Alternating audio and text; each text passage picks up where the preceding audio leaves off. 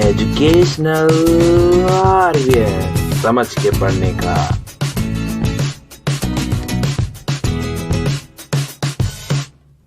बहुत हुआ, अब ग्रेविटी से पंगा है, तो इस सीरीज में बने रहिए।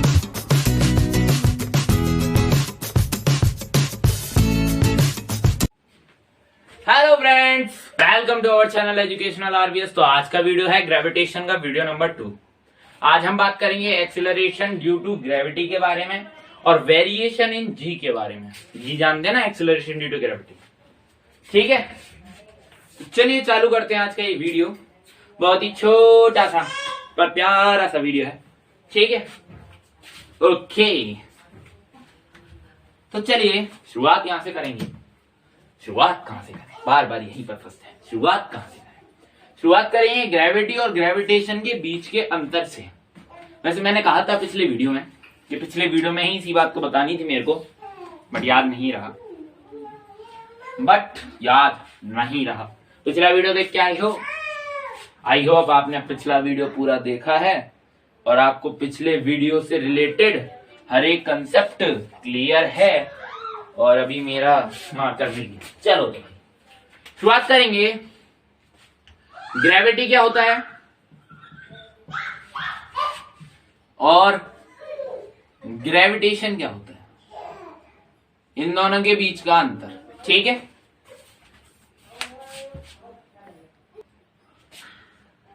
चलो भाई, तो ग्रेविटी और ग्रेविटेशन के बीच का अंतर हमें देखना है। तो मैं आपको बता दूं, ग्रेविटेशन जो है, ग्रेविटेशन के अंदर कोई से भी बॉडी हो सकते हैं। कोई से भी बॉडी हो सकते हैं, जरूरी नहीं है कि यूनिवर्स के ही है। यूनिवर्स का मतलब हमारे सोलर सिस्टम वगैरह, सोलर सिस्टम के अंदर तो हम सभी आते हैं। फिर भी एक तरीके से ये कह सकते हो कि जरूरी नहीं है कि अर्थ के बाहर के ही हो। मतलब ऐसा भी, यानी वीनस और मार्स के बीच में जो है अट्रैक्शन, वो भी गिना जाएगा, है ना। और मार्स और नेपच्यून के बीच में जो अट्रैक्शन है वो भी ग्रेविटेशन है। और स्मॉल सा एक ब्लॉक है और एक स्मॉल सा ब्लॉक है, इन दोनों के बीच में जो अट्रैक्शन है वो भी ग्रेविटेशन है।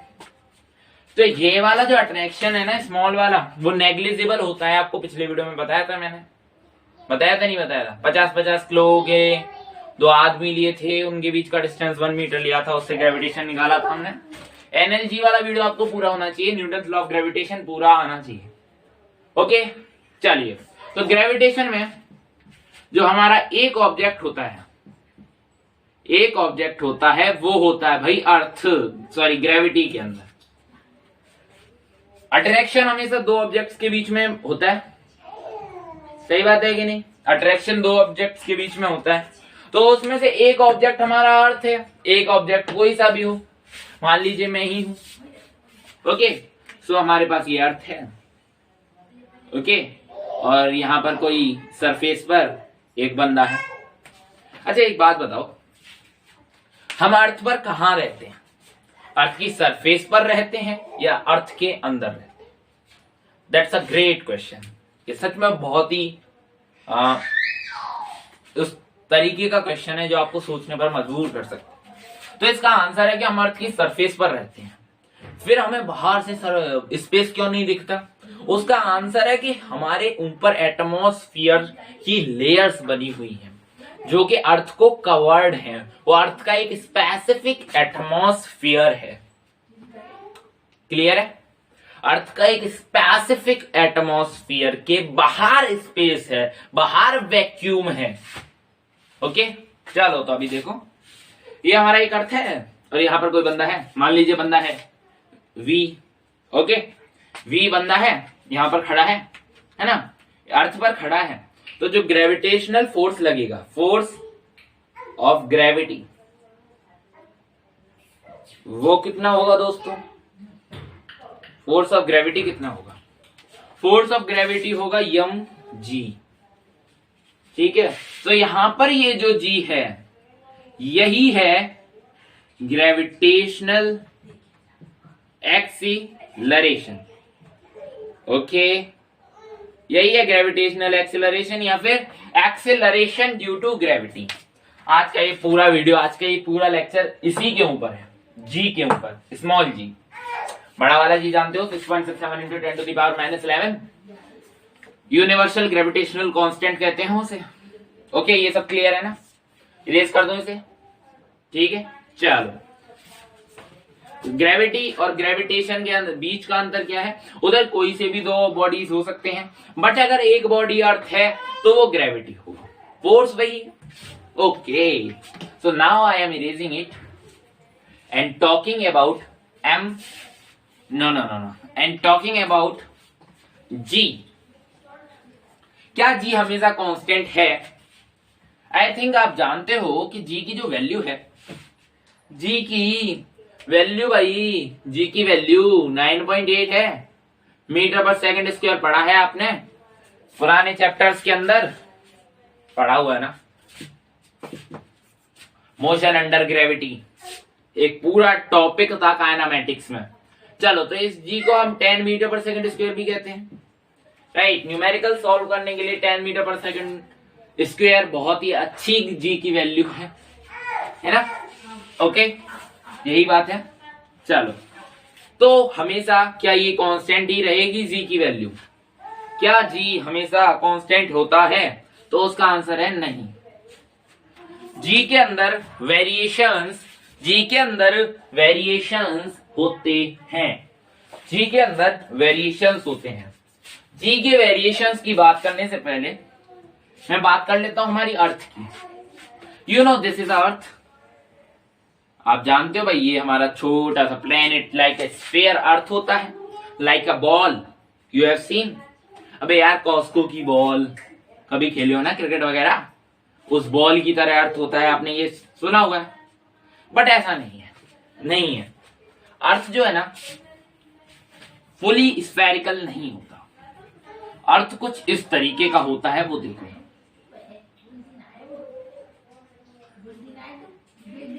अच्छा, तो यहां पर इतना और इतना, ये जो है ये हमारा नॉर्थ पोल हो गया भाई, नॉर्थ क्यों साउथ पोल हो गया, और ये वाला जो है नॉर्थ पोल हो गया भाई। ये तो पढ़ाया ना तुमने, north pole south pole geography के अंदर। तो यहां पर ये जो नॉर्थ पोल और साउथ पोल है, इस जगह पर अर्थ हमारी थोड़ी सी चपटी होती है। चपटी मतलब फ्लैट, फ्लैट मतलब गोल नहीं होती, ठीक है। तो हम रहते अर्थ की सरफेस पर है, आपको ये भी समझ में आ गया है ना? हम सीधे सीधे अर्थ पर हैं, अर्थ पर खड़े हुए हैं। अभी मैं इसे ऊपर फेंकता हूं, मैंने इसे ऊपर फेंका, इसमें भी ये अर्थ की सरफेस को छोड़ गया, बट अर्थ के एक्सेलरेशन या फिर के अर्थ के अट्रैक्शन फोर्स ने से खींच लिया। सही बात है, सही बात, अर्थ के अट्रैक्शन फोर्स ने खींच लिया। ओके, चलो तो एक्सेलरेशन ड्यू टू ग्रेविटी की बात करते हैं। एक्सेलरेशन ड्यू टू ग्रेविटी, शुरुआत यहां से करूंगा। According to Newton second, okay, so Newton के सेकंड लॉ ऑफ मोशन के द्वारा कहा यह जाता है, second law of motion, Newton का जो सेकंड लॉ ऑफ मोशन था वो कहता था कि F is equal dp divided by dt, right. और dp होता mv है ना, mv divide by dt, d लगा लो यार, चेंज इन वेलोसिटी। तो ये बनता हमारा ma है, फोर्स बराबर ma, क्लियर बात ये, फोर्स बराबर ma।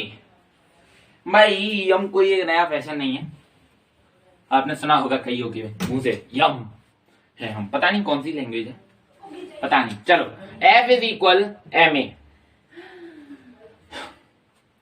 तो F इधर हमारा ग्रेविटेशनल फोर्स है।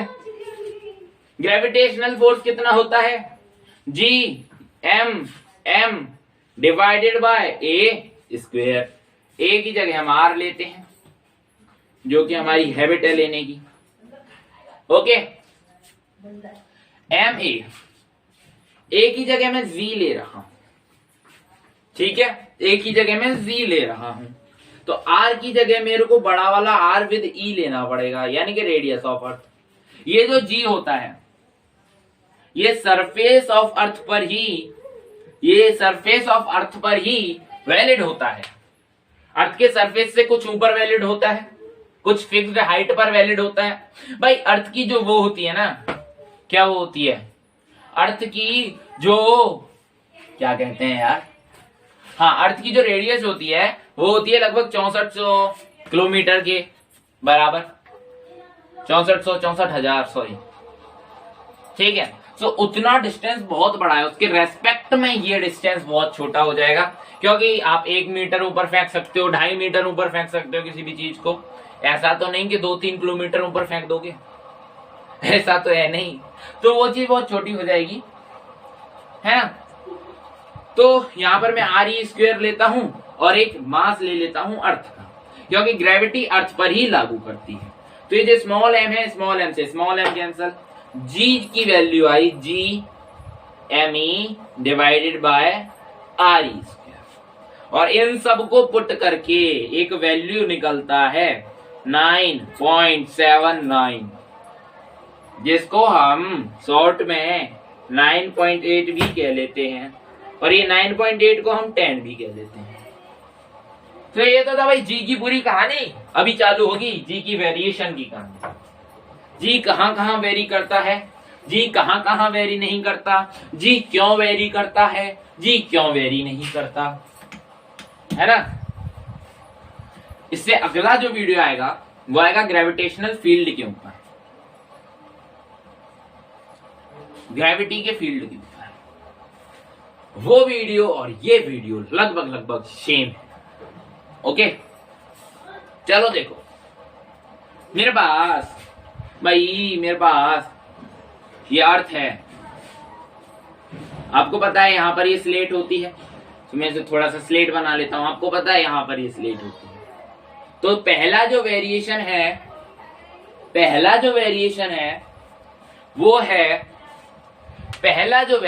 है वो है due to the shape of earth. Okay, due to the shape of earth, earth के शेप के कारण, तो जी जो है ना, जी वो मिनिमम होता है इक्वेटर पर जी जो है मिनिमम होता है, और यहां पर पोल्स पर जी मैक्सिमम होता है। इसके बारे में अभी बताऊंगा, चिंता मत करो। ओके, क्लियर है, इरेज कर दूं। चलो भाई, अभी मैं बात करूंगा तुम लोगों से जी के वेरिएशन ऑफ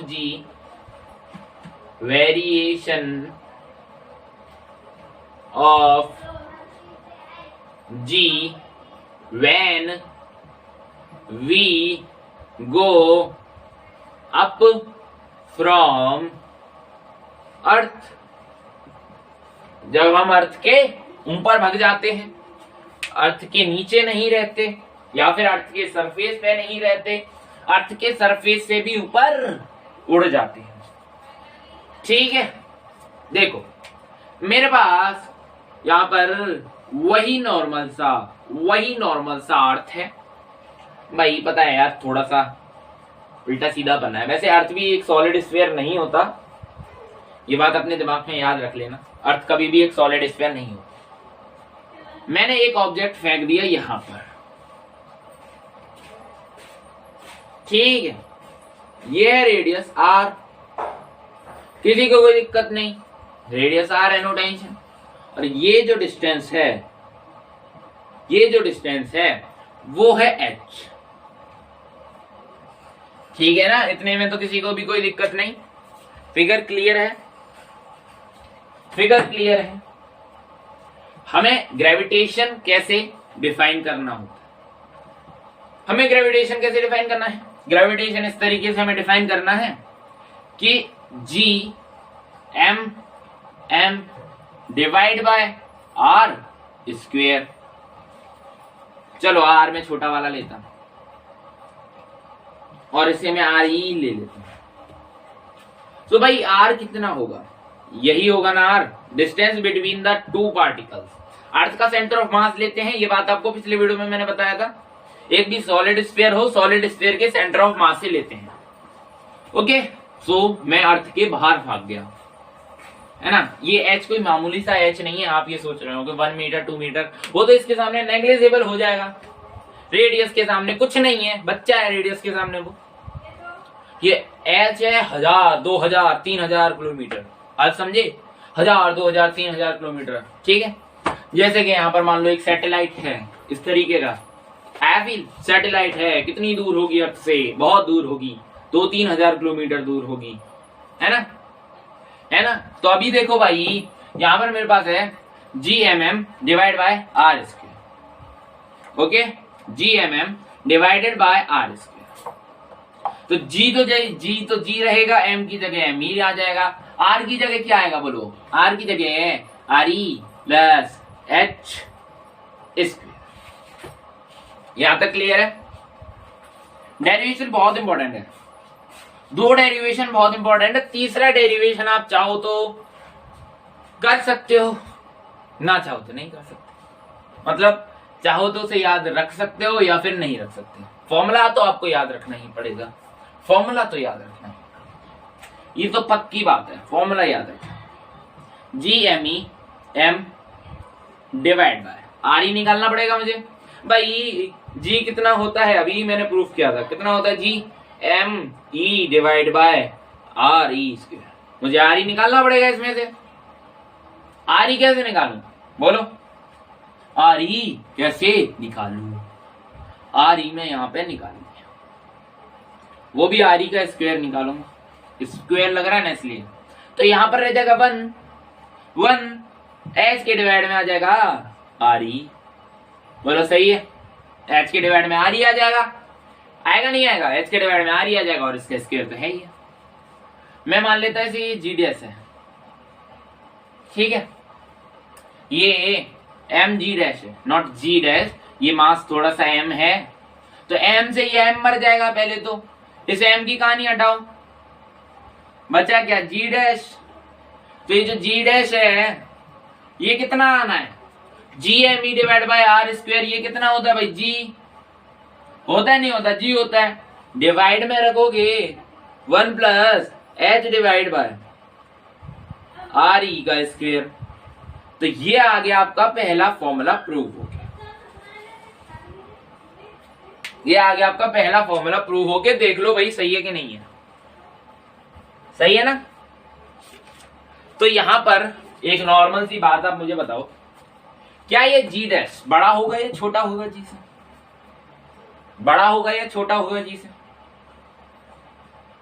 बोलो, या छोटा होगा, छोटा होगा G से। G dash is always smaller than G।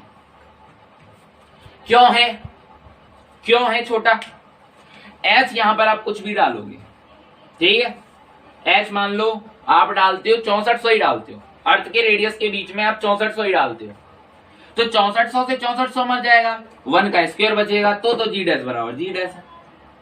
सही बात है कि नहीं आया, 1 बचेगा ना यार इधर, तो 1 प्लस 1 2 का स्क्वायर हो जाएगा, गलती होगी मुझसे, माफ कर दो। 1 प्लस 1 2 का स्क्वायर, 2 का स्क्वायर 4, G डैश कितना आ जाएगा भाई, G डिवाइड बाय 4। तो ये बोलो G डैश छोटा है बड़ा है, छोटा है ना G से, क्लियर, छोटा है, G बड़ा है और G डैश छोटा है। तो ये था पहला वेरिएशन। जो अभी शेप वाला वेरिएशन पढ़ा ना वो कुछ नहीं था, अभी तक जितना भी हम पढ़ते आ रहे हैं शुरुआत से एक्सेलरेशन के बारे में ड्यू टू ग्रेविटी, इस लेक्चर के स्टार्टिंग से, वो कुछ नहीं था, बस ये था, ये है। इसका आप एक स्क्रीनशॉट ले लो, जिससे पहले कि मैं इसे इरेज कर दूं, उससे पहले चलो इरेज करता हूं इसे। यही सेम क्वेश्चन है, बात सुनो। अगला सवाल है, क्वेश्चन बन जाता है, बहुत बनता है। यहां पर है मेरे पास वही सिंपल सा अर्थ, ये है मेरे पास रेडियस, मैं यहां तक खुदाई करके पहुंच गया, ठीक है। मैं यहां तक खुदाई करके पहुंच गया, तो ये डिस्टेंस होगी R और ये डिस्टेंस कितनी होगी R रेडियस। चलो मैं इस डिस्टेंस को D मानता हूं, डेप्थ है, ठीक है, डेप्थ है ये। तो कुछ मास में कमी आएगी, मास में कुछ कमी आएगी, तो m डैश कितना होना चाहिए, m डैश होना चाहिए m बाई वॉल्यूम। कुछ मास में कैसे कमी आएगी वो भी बता, देखो m बाय वॉल्यूम, वॉल्यूम कितना होता है 4/3 पाई r, ये r, ये वाला r माइनस डी क्यूब, इस तरफ 4/3 पाई r क्यूब, ये r रेडियस है, बोलो सही है, ये r रेडियस है ही, गलती हुई यार थोड़ी सी, यहां पर ये वाला r आएगा,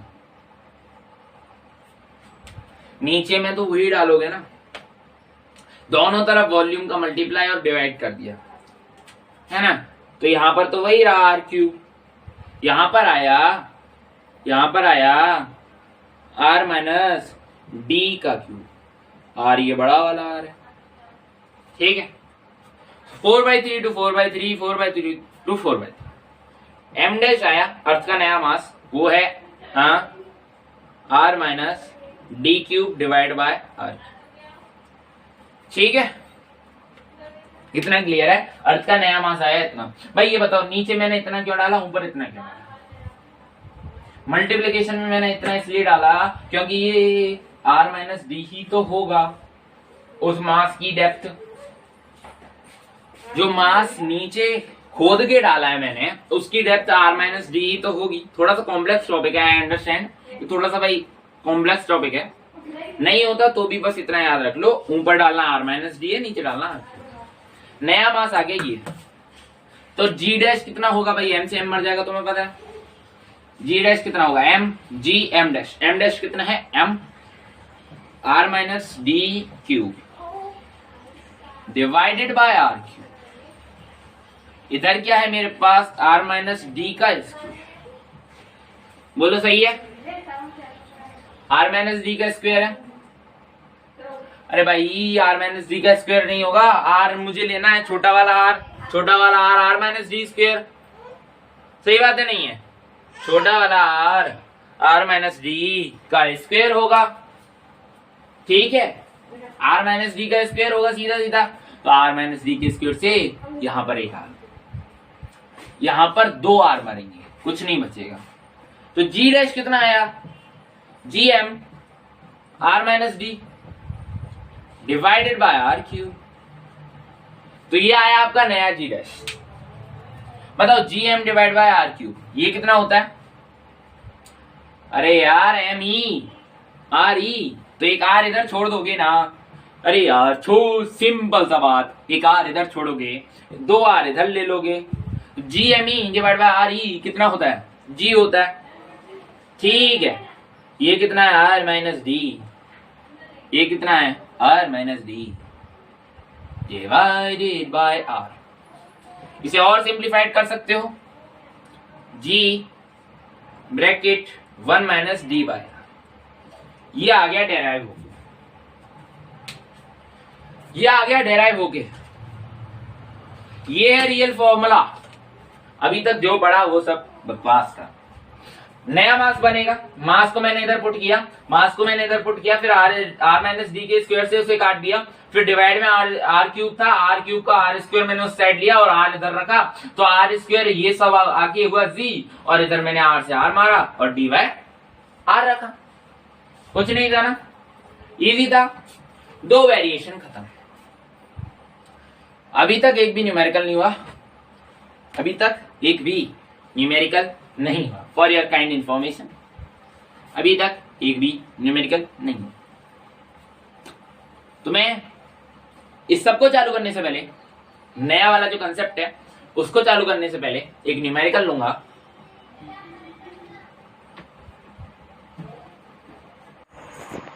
हाँ तो भाई लोगों, मुझे लगता है कि आप लोग पहले का सब कुछ किए हुए हो, तो अच्छा रहेगा अगर आपने पहले का पूरा वीडियो शुरुआत से देखते आ रहे हो, और फिर यहाँ तक आए हो, वरना बीच में से लैप मारा है तो शायद कुछ चीज़ रह जाए। अगर आपको आता है तो दैट्स फाइन। ओके, देखो यार मेरे पास ये है, ये क्या है, ग्राफ है।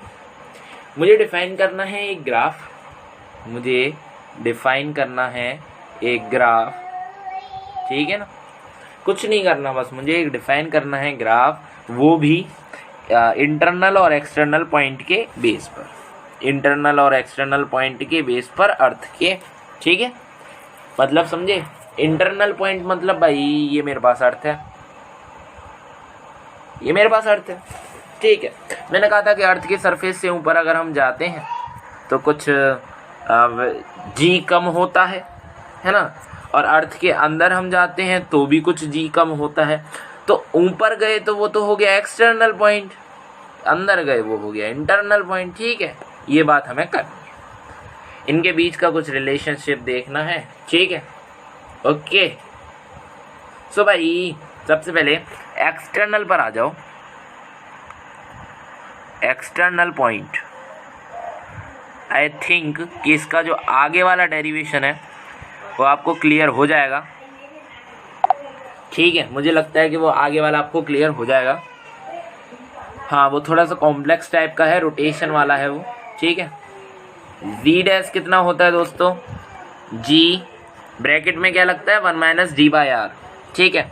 सो भाई मैं यहाँ पर आर को नीचे ले लेता है ना, और आर माइनस डी ऊपर ले लेता, ठीक है ना। कुछ भी दिक्कत नहीं है, किसी को भी कोई दिक्कत नहीं भाई, सीधा सीधा आ रहा है भाई। जी डैश जो है मेरे पास वो आ रहा है मेरे पास G bracket small R by R. तो यहाँ पे क्या है भाई कि जो स्मॉल आर है वो छोटा है या फिर छोटा वाला सिंबल तो लग नहीं रहा मेरे को ये, चलो वो छोटा है या फिर बराबर है बड़े आर से। आर क्या है, ये बड़ा वाला रेडियस ऑफ अर्थ, और ये आर छोटा यानी कि डिस्टेंस, दो पॉइंट्स के बीच का डिस्टेंस, समझ गए, क्लियर है ना। ओके, सो ये बात आपको क्लियर होगी, आई थिंक बिल्कुल होगी। तो चलो अब आगे का देखो कैसे यार, तुम यहाँ पर दिखाता हूँ मैं तुम्हें। यहाँ पर तुम देख पा रहे हो, एक मैंने अर्थ बनाया, यहाँ पर एक पॉइंट है और यहाँ पर मेरा सेंटर ऑफ मास है, ठीक है। तो सेंटर ऑफ मास से ये जो डिस्टेंस है ये हमारा स्मॉल आर, और ये स्मॉल आर कितना है भाई, आर माइनस डी, क्लियर है। रेडियस में से डेप्थ माइनस हो गया, इतना जो डिस्टेंस है उसे मैं डेप्थ कहता हूँ, ठीक है। सो भाई ये तो बात रही, ठीक है। और इसके बेस पर मैं एक और बात कह सकता, इसके बेस पर मैं एक और बात कह सकता, वो बात मुझे लिखना बहुत ज़्यादा इम्पोर्टेंट है, और ये सब तो बस फालतू का था, वो बात मुझे लिख लेने दो, ठीक है। तो वो बात मैं लिख रहा हूँ यहाँ पर, वो बात है भाई जी जो है मेरे पास वो क्या है, वो प्रोपोर्शनल है आर की, ठीक है। ये बात इम्पोर्टेंट है, जी प्रोपोर्शनल है आर के, इसलिए स्ट्रेट लाइन का कर्व यहाँ पर बन रहा है, ठीक है ना। स्ट्रेट लाइन का कर्व क्यों बन रहा है, आपसे कोई क्वेश्चन करे तो आप बता सकते हैं, जी डायरेक्टली प्रोपोर्शनल है आर की, ठीक है। ये बात रही, ये बात मुझे लगता है मैं एक्सटर्नल की वजह इंटरनल की कर गया हूं, और यहाँ पर मैंने एक्सटर्नल लिख दिया है, that's my fault, that's my fault. मैंने बात करी है इंटरनल पॉइंट की, सॉरी मैंने बात करी थी अभी इंटरनल पॉइंट की। अब देख सकते हो भाई अंदर की तरफ ही तो जा रहे हैं अर्थ के, तो ये इंटरनल पॉइंट है, ठीक है ना। अगर आपको कोई कंफ्यूज हुआ हो तो थोड़ा सा भाई माफ़ करना, इसे मैं पूरे को इरेज कर रहा हूँ दोबारा से, ठीक है। तो अभी मैं बात करूँगा एक्सटर्नल के बारे में, अभी कुछ नहीं, बस अर्थ के ऊपर जाने वाले केस के बारे में बात करूँ। तो उधर क्या होता है भाई, उधर कितना होता है, उधर क्या होता है मेरे भाइयों, जी डैश जो है, जी डैश बराबर होता है G by 1 plus H by R square के, उसमें से h प्लस आर होता है हमारा स्मॉल आर डिवाइड बाय बड़ा आर, तो ये बड़ा आर का स्क्वायर हो जाता है। तो मैं ऐसे इरेज करता है, इसे ऐसे ऐसे लिख लेता, ठीक है ना। तो इस आर को मैं ऊपर भी भेज सकता, अरे क्लियर है ना, इस आर को मैं ऊपर भेज दूंगा इस तरीके से, और यहाँ पर लिख लूंगा आर स्क्वायर। मुझे बस प्रोपोर्शनलिटी का साइन निकालना है ताकि मैं इस ग्राफ को राइट प्रूव कर सकूं। ठीक है, ये जो मैंने आपके सामने ग्राफ बनाया है, I want to prove this graph is right. ठीक है, मेरे को बस यही बात प्रूव करना है। ठीक है, सो मेरे पास इधर से क्या आया कि g बराबर है, g डैश बराबर है G R divide by R square. ये आर भी स्क्वेयर में है, ठीक है ना। सो यहाँ पर ये जो g डैश है वो प्रोपोर्शनल हो गया आर स्क्वेयर के। ये सारी बातों पर आप ज़्यादा ध्यान ना दें, आई वॉन्ट टू से, ठीक है, ज़्यादा समझने की कोशिश ना करें, क्योंकि जो अगला लेक्चर होगा, अगला वीडियो होगा, वो फुली डिटेल्ड होगा इन चीज़ों के बारे में। क्योंकि उधर हम बात करेंगे ग्रेविटेशनल फील्ड जो कि अप्रोक्सीमेटली अर्थ के हिसाब से सेम है। ओके, सो आई थिंक अब मैं आपको क्लियर हूँ कि ये है हमारा सरफेस। ठीक है, ये है हमारा सरफेस। मैं सारे को मिटा लूँ, चलो छोड़ता हूँ। ये है हमारे पास सरफेस जहाँ पर जी है, और ये है इंटरनल पॉइंट के रेस्पेक्ट में, और ये है आउटर मोस्ट पॉइंट के रेस्पेक्ट में। ये तो पता है ना आपको कि आर स्क्वायर के प्रोपोर्शनल हो कोई भी चीज़ तो पैराबोला बनता है, तो पैराबोला बना।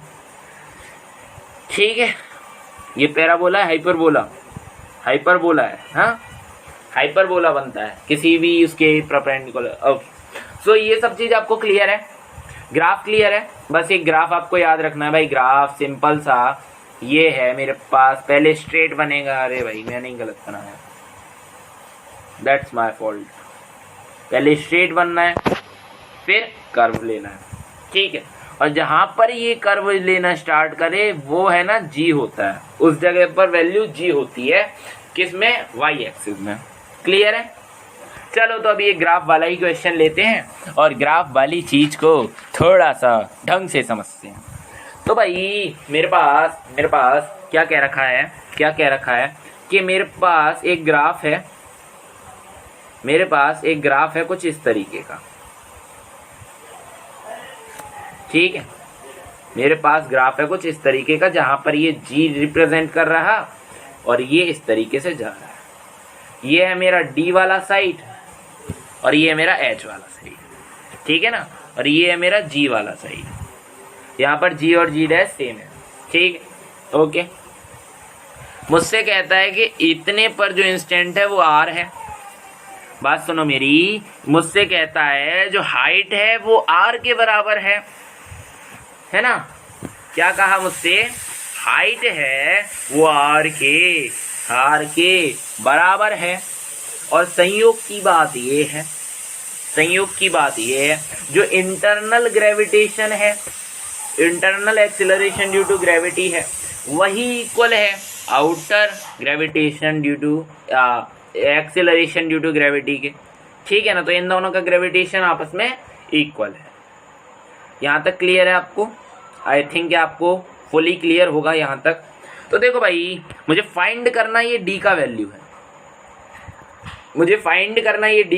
है, in respect to R. Okay, तो यहाँ पर देखो होता क्या है, G bracket 1 minus D R. ठीक है, तो 1 माइनस डी बाई आर लिख लूँगा और वो बराबर हो जाएगा मेरे पास, है ना, 1 बाय, बोलो आर है ना, एच की जगह आर रखना है, तो 1 प्लस 1 का स्क्वायर।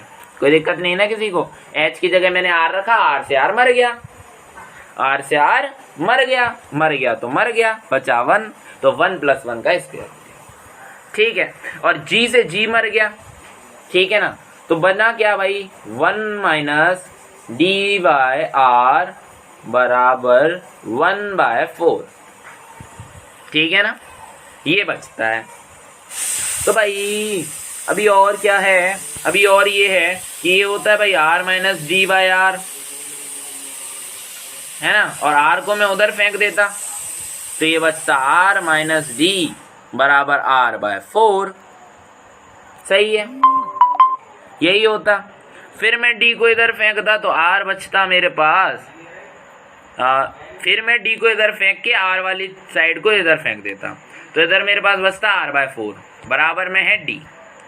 तो बताओ अभी ये कितना होगा, 4 माइनस 1 3 हो गया। सो डी कितना आया, 3 बाय 4 आर।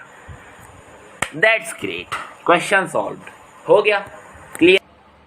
वो क्वेश्चन है मेरे पास प्रॉब्लम कुछ इस तरीके का है,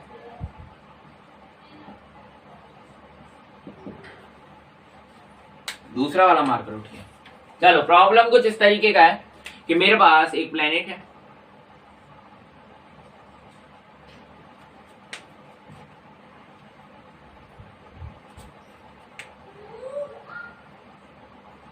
ठीक है, इसकी सरफेस पे कोई बंदा बैठा है, ये वेट करता है, ये वेह करता है लगभग 1000 का वेट करता है, 1000 का वेट करता है अर्थ पर, ठीक है। ये मेरे पास एक प्लेनेट आया, इसका जो मास है, इसका जो मास है वो अर्थ के मास का आधा है, इसका जो रेडियस है वो अर्थ के रेडियस का 4 गुना है, मतलब अर्थ के रेडियस का आधे का भी आधा है, ठीक है। ओके, तो इधर इस पर जो उस आदमी का वेट कितना होगा, दैट पीपल वेट, उस पीपल का यहां पर ये इस प्लेनेट पर वो कितना वे कर लेगा। क्वेश्चन सिंपल सा है, लगा के देखो। आई डोंट बिलीव अभी 26 मिनट हो चुकी हैं वीडियो की। चलो, तो क्वेश्चन बहुत सिंपल सा है, आप लगा के खुद ट्राई कर सकते हो, कुछ भी नहीं है इसमें। वेट कितना है उसका 10,000, सो आई विल पुट 10,000 हियर। 10,000 है कि 1,000 है? 1 2 3 1 2 3 3। ये है वेट ऑन अर्थ, ठीक है। वेट ऑन अर्थ कितना होता है? mg, और अर्थ पर g कितना होता है भाई? 10, तो इधर आ गया 10, तो 10 से 1 हटाओ, ये कितना बचा? 100। मास उसका 100 था, इतना पता चला। यहां पर जो ऑब्जेक्ट है उसका जो मास है वो 100, ओके, मास 100 है। इधर ग्रेविटी कितना होगा, बस अभी ये फाइंड करना है, ठीक है। इसका ग्रेविटी मान लो g डैश, इसका एक्सीलरेशन ड्यू टू ग्रेविटी मान लिया मैंने g डैश है, और वो g डैश मैंने माना कि g m divide by r होगा, सही है कि नहीं? मुझे मानना चाहिए था, ठीक है, मैंने माना। तो यहाँ पर g तो g वैसा ही रखा मैंने, m ही रखा साथ में। यहाँ पर डिवाइड बाय 2 था तो मैंने 2 रखा, डिवाइड में रखा भाई re बाई 4, re बाई 4 था। यहाँ पर एक और प्रॉब्लम के लिए वो लिख देता हूं मैं, टेक इन g बराबर 10, ठीक है। तो यहाँ पर g डैश कितना आया? अबे यार, GME डिवाइड बाय 2 इंटू में 4 बाय RE, सही है ना? 4 ऊपर जाएगा, RE नीचे आएगा, तो यहां से ये 2 टाइम्स किया। GME RE, G dash GME divide by RE, ये कितना होता है? GME divide by RE, GME divide by RE is equal to earth gravitation into में 2। सो मेरे को पता है G डैश है, तो G डैश कितना हो गया? 20।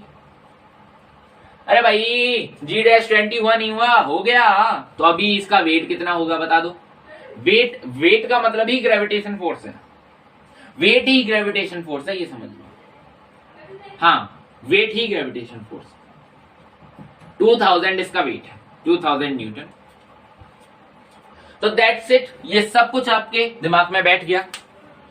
एक छोटा सा प्रॉब्लम था, मे भी पूछा जाता है, ऐसे ही नहीं दे दिया मैंने, पूछा जाता है भाई, पूछा जाता है। इसे मैं इरेज कर दूं? चलो, तो इसे इरेज करता हूं मैं, और एक नए कंसेप्ट और बढ़ता हूं, जो कि है रोटेशन, ठीक है।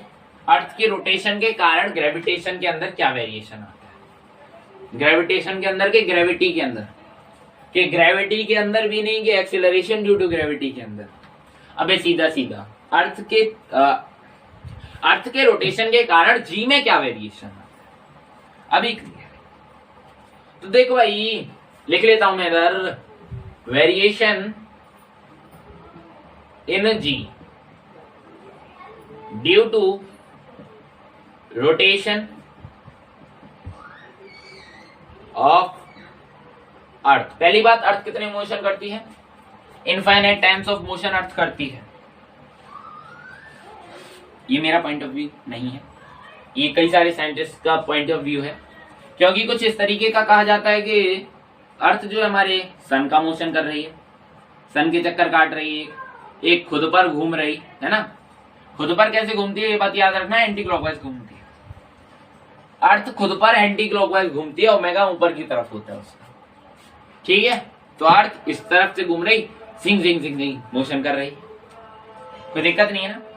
एक तो ये होता है, और एक कहा जाता है कि हमारी जो गैलेक्सी का सेंटर ऑफ मास है उसके अलावा सन रोटेट कर रहा है, तो सन रोटेट कर रहा है तो सन रोटेट कर रहा है तो अर्थ का भी रोटेशन होगा नहीं होगा।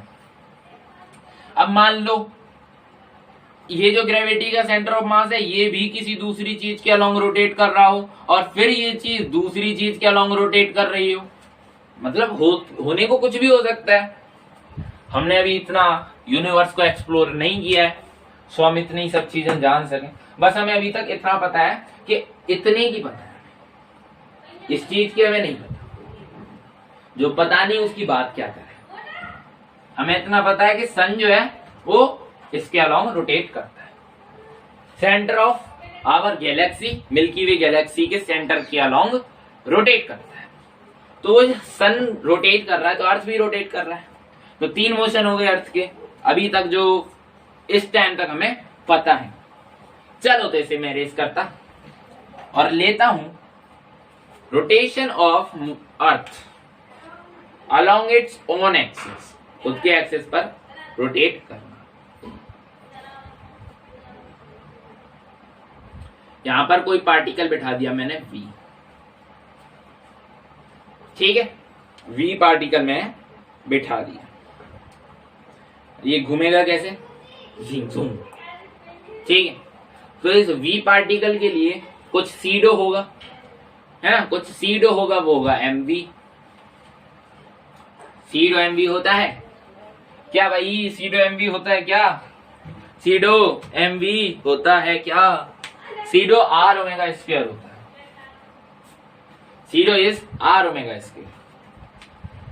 भाई इस तरफ सेंट्रीपिटल है, सेंटर मान लो ये है, तो इस तरफ सेंट्रीपिटल, तो सीडो इस तरफ लगेगा आर ओमेगा। अरे वाह, तो हर बार ये नहीं मान सकते कि इसी तरफ गिरे, 90 डिग्री पर ही गिरे। चलो इस तरफ मानता हूं मैं, ऐसे सेंटर है ये बता दिया मैंने आपको, सेंटर है, ठीक है, सेंटर। और सेंटर से इसकी जो डिस्टेंस है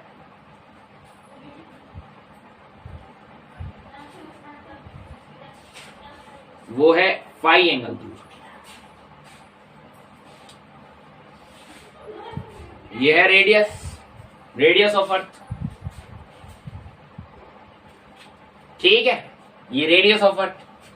तो इतना मैं एंगल बना दिया, ये भी हुआ फाई, ओके। सो मैं इसका भी एक ऊपर की तरफ कंपोनेंट खींचा, तो ये वाला और ये वाला वर्टिकली अपोजिट एंगल, तो ये भी फाई, सही है। तो ये एक पूरा स्ट्रेट लाइन, और ये वाला एंगल कितना आया, फिर ये वाला जो एंगल आया वो आया 180 माइनस फाई। क्लियर है ना, क्यों आया, स्ट्रेट लाइन है, स्ट्रेट लाइन के दोनों तरफ का सम 180, और 180 में से फाई माइनस हो गया, सिंपल मैथमेटिक्स है। फिगर क्लियर है, फिगर देख लो। ये जो सीडो है ना, ये सीडो एक्सेलरेशन है, ये सीडो एक्सेलरेशन है, that is not a pseudo force, that is a pseudo acceleration, centripetal acceleration वाला सीडो एक्सेलरेशन, ठीक है। नॉन इनर्शियली तो है, तुम अर्थ के अंदर बैठ के तो देख रहे हो, ये थोड़ी ना है कि तुम बाहर जाके देख रहे हो, तो इनर्शियल फ्रेम में देख लोगे अर्थ को, अर्थ के अंदर बैठ के तो देख रहे हो, तभी तो सीडो लगेगा। चलो तो देखो, एक जी इस तरफ है, तो जी डैश कितना होगा, वेक्टर है G, acceleration is a vector, G square R square omega 4 2g R omega square 180 minus 5, यही आना चाहिए, बोलो सही है, यही आना चाहिए, नहीं आना चाहिए, अरे भाई यही आएगा ना, कोई दिक्कत तो नहीं है इसमें, यही आएगा। अच्छा एक बात बताओ, T is equal to by omega वाला फॉर्मूला याद है? For one revolution, for one rotation, याद है ना? ये इसी फॉर्मूले का भी मैं इधर यूज करूंगा, ठीक है ना? इसी फॉर्मूले का मैं भी इधर यूज करूंगा, तो मैं T की बजाय यहां पर ओमेगा डालूंगा, यहां पर T रखूंगा। T कितना है? T है 24 आवर्स, 24 घंटे में एक रोटेशन करता है हमारा अर्थ। किसी को कोई दिक्कत तो नहीं है? 24 घंटे में एक रोटेशन अर्थ हमारा करता है इसमें, चलो किसी को कोई दिक्कत नहीं, ठीक है? ठीक है, ये सब क्लियर है? तो इसे और भी आगे हम सॉल्व कर सकते हैं, पर पहले इधर देखो, मुझे R फाइंड करना है, ये वाला R फाइंड करना है मुझे। R क्या है? R क्या है भाई?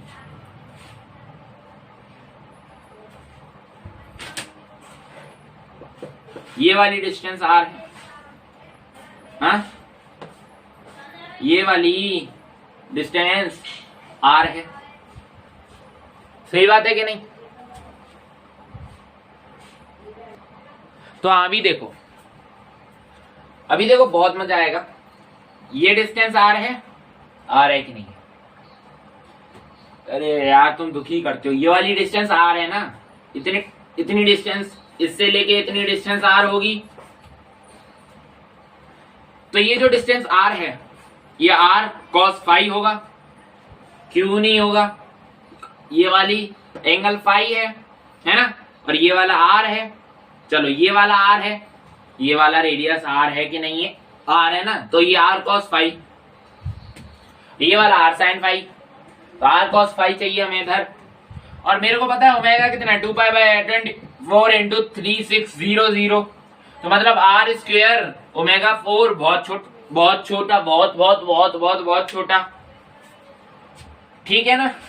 इतना सब कुछ था, इतना सब कुछ दोबारा से एक मिनट में मेमोराइज करो, ठीक? ओके देखो, ये जो जी डैश है वो है अंडर रूट जी स्क्वायर, ये तो 0 रहा है ना, और ये हो जाएगा minus 2g r omega square cos phi. यहां पर मैं कॉस लिखना भूल गया, ओके? रिजल्टेंट निकालना है, तो इसको मैं ऐसे भी तो कह सकता हूं भाई, 1/2 R की जगह R cos फाई, तो ये हो जाएगा R cos square phi, G common ले लो, 1 माइनस 2G और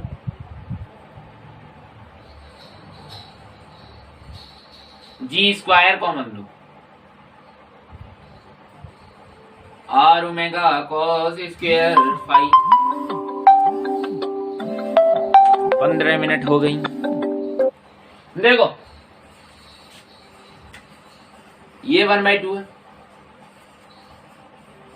ये पावर 1/2 इससे कैंसल, पावर गई, हो गया सॉल्व। अब क्या है? अब तो तुम खुद भी कर सकते हो, इसे मैं इरेज कर रहा हूं ना, ओके? अब तो खुद भी कर लोगे। जी डैश कितना आया भाई? जी डैश कितना आएगा? अबे यार जी स्क्वायर का तुम निकालोगे तो जी बचेगा ना यहाँ पे, हाँ जी बचेगा। तो जी डैश कितना आया यार? G divide by G minus R omega cos square phi, G से जी उड़ाई, जी डैश बराबर G minus R omega cos square phi. ये है पूरा, नोट इट अगर कर रहे हो कहीं, वरना स्क्रीनशॉट ले लो भाई, हट रहा हूं मैं। चलो मैं इसे इरेज करता हूं, बात करता हूं एट इक्वेटर। आपसे अगर क्वेश्चन बन गया कि वाई, क्वेश्चन बना कि why the gravity at equator are maximum, right? Why the gravity at equator are maximum. तो बताओ ये जी डैश जो है ये बड़ा होगा छोटा होगा जी से? ये सब डिपेंड करेगा इस एंगल पे, ठीक है? सब डिपेंड करेगा इस एंगल पर। बताओ इक्वेटर पर जो जी है वो हाईएस्ट होता है कि लोएस्ट होता है? इक्वेटर पे जी लोएस्ट होता है। Why this? We want to answer why this. देखो ये अर्थ है, ठीक है? ये अर्थ का सरफेस और ये उसका रेडियस, ये उसका सेंटर ऑफ मास, ये उसका सरफेस का ऊपर का व्यू है, ये उसका पोल है, ठीक है? ये उसका पोल है, ये भी रेडियस है आर, ये भी रेडियस है आर, सही है? ये भी रेडियस आर, ये भी रेडियस आर, सही है कि नहीं है? चलो इससे ही लो, सेंटर ऑफ मास वाली जगह से ही ले लो भाई रेडियस, ठीक है? अभी क्लियर है? ये भी रेडियस आर, ये भी रेडियस आर, इक्वेटर इसी पे लाई करता है, तो यहां पर जो रेडियस होगी वो कितनी, सॉरी रेडियस नहीं, जी डैश कितना होगा? G minus R omega cos square phi. तो यहां पर कॉस स्क्वायर कितना है? वो फाई कितना है यहां पर?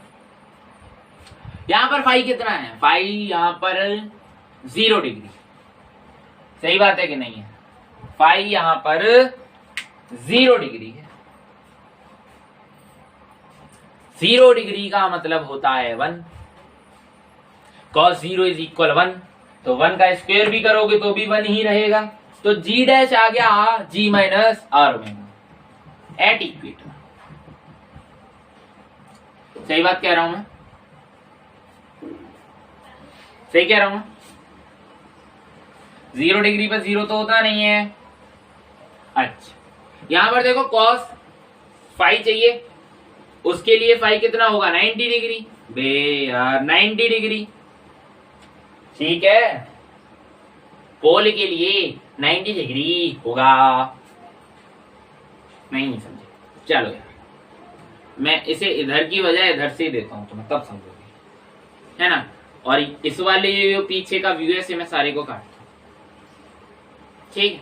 इसके नीचे कुछ रेडियस होगा, बस ये समझ लो 3D में रेडियस तो होगा, रेडियस ऑफ अर्थ होगा, पर नीचे होगा 3D में। इस पूरे इस वाली जगह को मिटा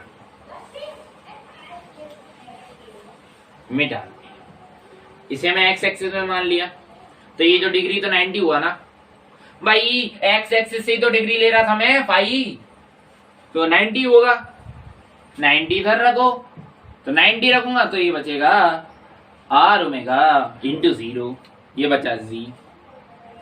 समझे? इधर मैक्सिमम क्यों है पोल्स पर और यहां पर मिनिमम क्यों? I think this is clear to you. तो ये था हमारा इस पूरे वीडियो का फुली डेरिवेशंस, और एक न्यूमेरिकल भी किया हमने। फिर भी 30 से 40 मिनट तो ले ही जाता है हर वीडियो, उसका क्या कहना। तो हेलो, तो बार बार घबराओ मत, ऐसा कभी कभी सरफेस आ ही जाता है। तो यहाँ पर देखो मैं दोबारा से उसी चीज़ को लेके आया हूँ, वही वाला है, वही चीज़ है जो अभी आप देख रहे हो, है ना? मैंने बात करी थी इधर आर के बारे में, आर इज द रेडियस, है ना? चलो तो दोबारा से देखो, जो मेरे को फाई एंगल दिया था, है ना, फाई एंगल दिया था, क्योंकि अभी तुमने देखा इक्वेटर पर और नॉर्थ पोल साउथ पोल पर किस तरीके से होता है, वो सब चीज़ एक कॉम्प्लेक्स वे में मैंने तुम्हें बताया, है ना? वो भी गलत नहीं था, दैट्स कॉम्प्लेक्स। तो भाई ये जो डिग्री है थीटा, ये 90 हो गया।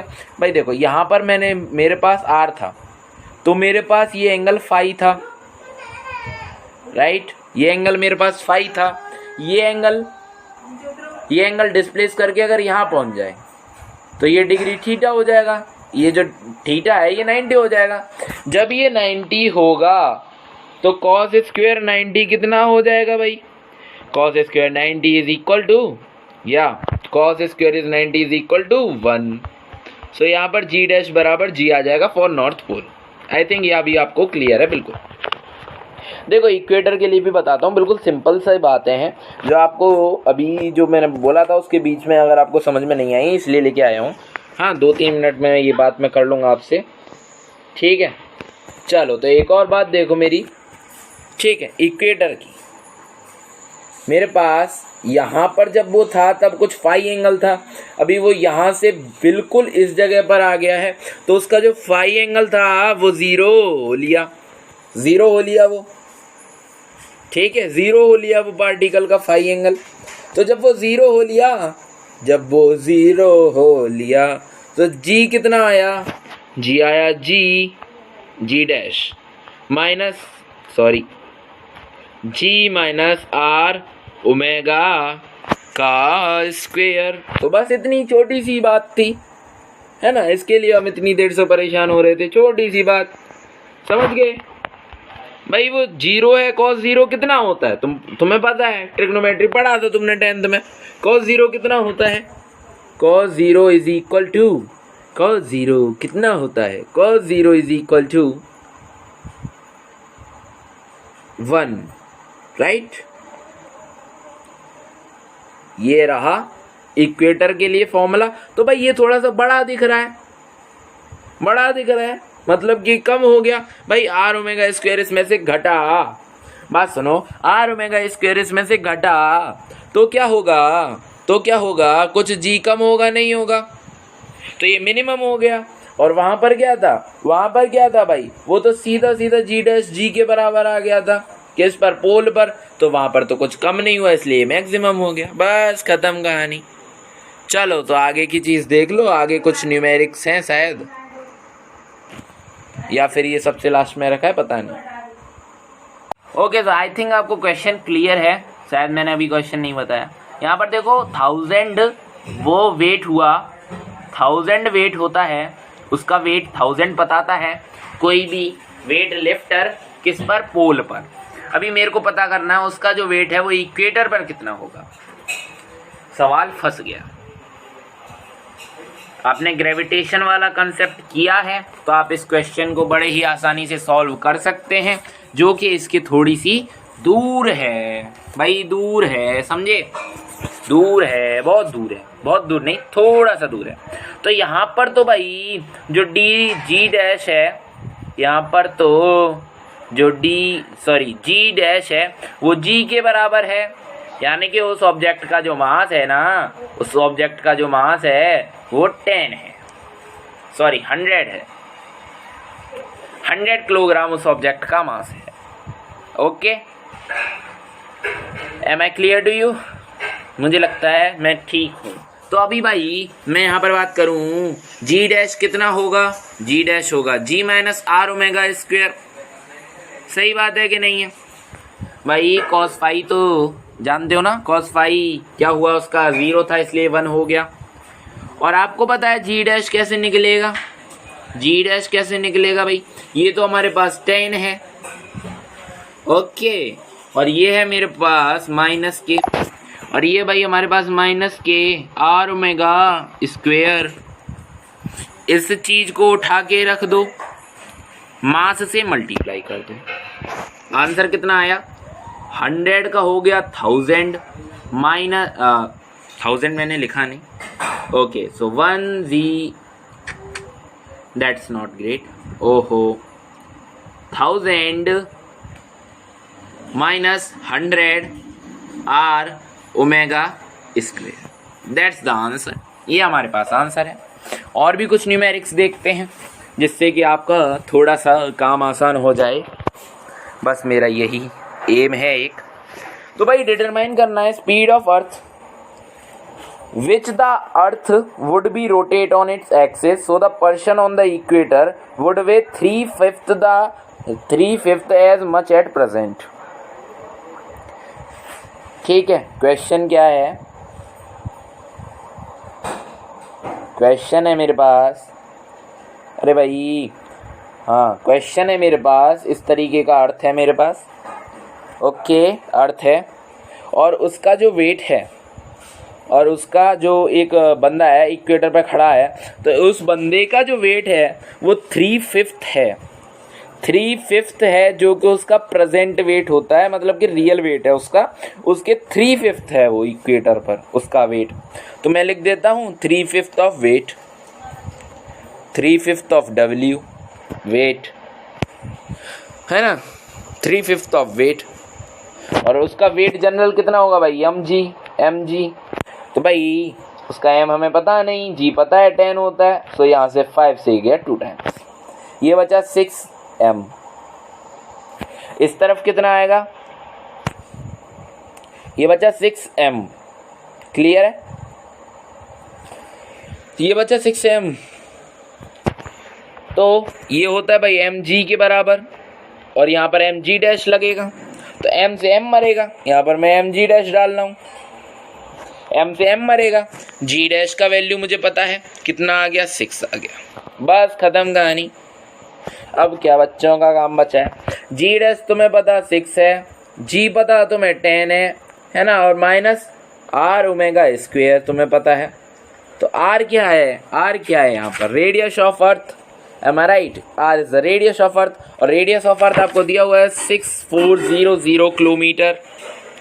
ठीक है ना, तो यहाँ पर आप रखेंगे तो ये हो जाएगा -4 equal to -6400 omega square. Okay, so भाई यहाँ पर ये जो ओमेगा स्क्वायर आया वो आया -4 डिवाइड बाय 6400, माइनस से माइनस मर गया। ठीक है, तो 4 का बचा भाई 2। ठीक है, 4 का बचा 2, यहाँ पर 2 से डिवाइड दो, 3200 3200, फिर ये 2 से यहाँ पर गया, बचा 1/1600।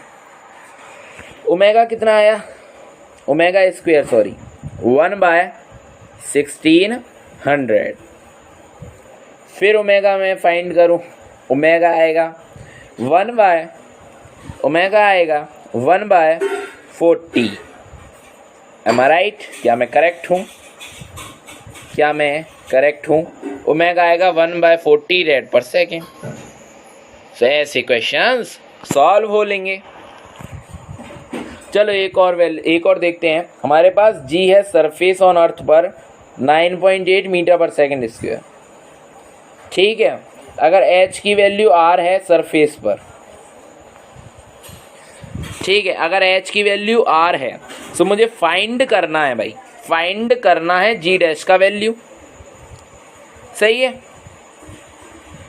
अरे यार, h की वैल्यू r है तो मुझे फाइंड करना g डैश का वैल्यू है। तो यहाँ पर g कितना होता है? यहाँ पर g कितना होता है भाई? h यानी कि ऊपर हाइट में तो g डैश होता है यार, g divided by 1 plus h by r, तो 1 बचा यहाँ पर स्क्वायर, क्योंकि r है। ऐसा क्वेश्चन मैंने अभी आपको भी करके दिखाया था। तो ये बचा g/4, तो इसकी वैल्यू होगी g/4, और g कितना है मेरे पास? 9.8/4, तो यहाँ से 2 टाइम्स गया, और ये बचा 2 4 8, और यहाँ पर 2 9 19। ये आ गया आंसर 4.9 डिवाइड बाय 2। बस क्वेश्चन सॉल्व। ये एक और क्वेश्चन हो गया हमारे पास। ठीक है, अच्छा एक और क्वेश्चन देखो, यही क्वेश्चन है, बस इसमें मेरे को एक और चीज़ दिया है कि d यानी कि डेप्थ जो है वो गिवन है r/2। तो भाई डेप्थ वाला जो फॉर्मूला होता है वो आपको याद है क्या? है ना, याद है, g डैश बराबर g ब्रैकेट 1 माइनस d कितना है? r/2। अरे यार d r/2 है ना, d r/2, सो यहाँ पर 1/2 बचेगा। हो गया विजुलाइज? नहीं हुआ? देखो यहाँ पर है मेरे पास r/2 बाय r यानी कि 1/r, तो r से r कैंसल, बचा हाफ, तो इधर तो बचेगा भाई हाफ ही, है ना, इधर बचेगा हाफ, तो ये आ जाएगा 4.9। ठीक है, हो गया सॉल्व। वो वाला कितना आया था 4.9/2, क्वेश्चन सॉल्व्ड है, और ये वाला आया है 4.9। इस तरीके से आप बहुत बढ़िया बढ़िया क्वेश्चंस निकाल लेंगे, और आई होप कि आपको ये सारे क्वेश्चंस क्लियर हैं। तो thanks for watching this video once again, क्योंकि एक बार मैं पहले भी कह चुका हूँ जहाँ पर मैंने लेक्चर उस तरीके से बंद किया था। तो थैंक्स फॉर वॉचिंग, मिलेंगे अगले वीडियो में। Thank you very much. अगले वीडियो में हम बात करेंगे ग्रेविटेशनल फील्ड की। तब तक के लिए पढ़ाई करते रहें और मजे मारते रहें। एक्सेलरेशन ड्यू टू ग्रेविटी इस वीडियो में हमारा पूरा कंप्लीट है, आप इसे कभी भी देख सकते हैं। ठीक है, आपके लिए ऑल टाइम अवेलेबल है। मिलेंगे अगली वीडियो में, तब तक के लिए पढ़ाई करते रहें और मजे मारते रहें। Thanks for watching this, bye bye.